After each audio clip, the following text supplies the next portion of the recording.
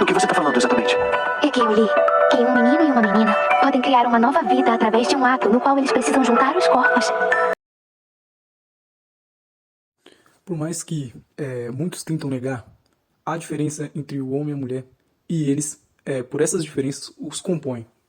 O anime Darling in the Franxx, eles mostram esse exemplo, fazendo analogia. Por exemplo, para controlar aquelas mecha, que são robôs gigantes, se faz necessário ter um homem e uma mulher. No caso lá, 2 jovens. O anime é um grande apologeta da união entre o homem e a mulher. Em tempos que estamos vivendo, onde existe uma crise ideológica, onde de um lado, o lado masculino visa atacar o feminino, e o feminino visa atacar o masculino, vamos deixar até de lado se há um lado que sobrepõe mais o outro, mas vamos focar no anime, na proposta que o anime deixa sugerido. A questão da misandria e misoginia é um grande problema que nos afasta um homem da mulher. O anime, por sua vez, ele propõe o contrário, que seria a união dos dois. Tem um momento também no anime que eles mostram que o casamento é fazer uma apologia ao casamento, mostrando literalmente o casamento como algo bonito, belo e algo a ser almejado. Os personagens secundários, que eu já não me recordo o nome, eles foram obrigados, meu Deus do céu. Os jovens encontraram livros que expõem a ideia do casamento, e como eles vivem um futuro meio que distópico mesmo, eles começam a ler livros, eles descobrem um lugar antigo, uma casa antiga, tipo umas ruínas, e descobrem a cultura anterior, as tradições anteriores, né? E no mundo onde eles vivem, onde existe apatia, né? Tanto que existe até um casal de idosos nesse mundo, onde o velho fica numa cama vier, e eles têm uma juventude muito prolongada, né? Tipo, já que a tecnologia avançou, então em termos de saúde, a longevidade aumentou bastante, mas eles ficaram velhos e infelizes, enquanto o velho fica lá no óculos da realidade virtual, a mulher se sente solitária, a senhorinha e tal. Os jovens, ao descobrirem esses livros sobre registros antigos, eles visam trazer naturalmente o que tinha se perdido. Então eles começam a improvisar e tentar replicar o que eles tinham visto com entusiasmo, né? Então eles vão tentar improvisar o casamento e tal, e aí eles fazem uma aliança de arame, eles pegam tecidos avulsos pela casa, tais como cortinas, lençóis, e faz um vestido de noiva para uma das personagens que irão casar. E aí eles vão e finalmente começa a cerimônia, né? Até que um dos meninos que eram antes a dupla dessa menina, ele se torna até o padre. É engraçado que o simbolismo desse casamento está muito mais ocidental do que oriental.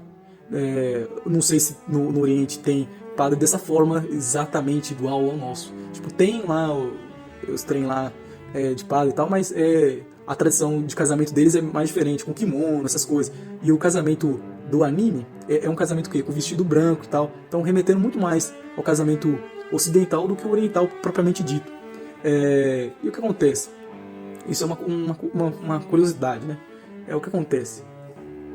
Num país como o Japão, que a taxa demográfica, né, vem ser um problema, porque tem uma crise de fertilidade, onde os japoneses não estão mais se relacionando e tendo filhos, e nem se casando, poucos casam atualmente.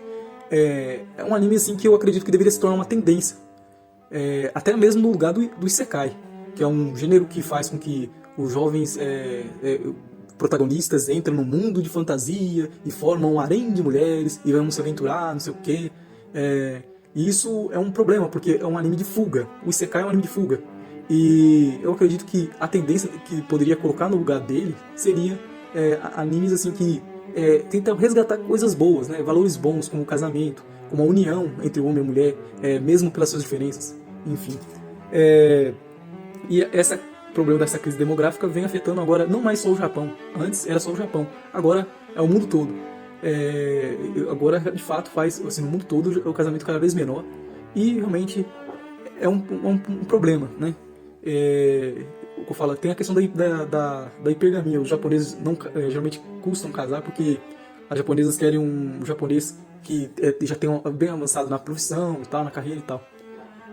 O que a gente consegue aprender com isso, no final das contas, é que o que eu falo, o casamento é uma coisa boa e que deve ser promovido, senão nossa espécie será extinta, né? Se você que não defende, se você é um não defensor do casamento e da fecundidade, né? Você é um meio problemático. Por quê? Porque para você ter essa opinião, você precisou nascer. Então, tipo, é um pouco contraditório. Não, um pouco não, literalmente contraditório. É totalmente contraditório. Então, independente de qual sua opinião sobre as coisas, esse aí, no caso, é um básico para preservar nossa espécie. Então, é uma coisa assim que deve ser defendida. E fora que é uma coisa assim, boa, almejável, que realmente traz valores e afins, né? Mais pra frente também, esses jovens que se casam no anime, eles, como eu falo, venham ter filhos, e também o anime mostra uma coisa legal que eles descobrindo também a agricultura. Os jovens, eles começam a plantar, como eu falo, o planeta deles tá com pouca vida, tá tipo do filme Wall-E, onde tem pouca vida mesmo e tal. Eles começam a plantar e eles ficam com grande felicidade quando eles começam a ver que está dando frutos. E de fato, seguindo as instruções dos livros, eles conseguem de fato plantar e colher, e eles ficam felizes com isso. E o anime também tem essa apologia com a educação, com o ensino. Quando você vê que muitas das coisas que eles aprendem, os jovens, é pelos livros. E eles têm a humildade de reconhecer que aqueles livros têm conhecimentos superiores ao que eles têm. Até porque realmente eles são alienados, são basicamente só soldados que são colocados em robôs gigantes, mechas, para poder estar lutando, né, com monstros, basicamente. Então é isso, pessoal. Esse foi o vídeo. Até mais. Falou!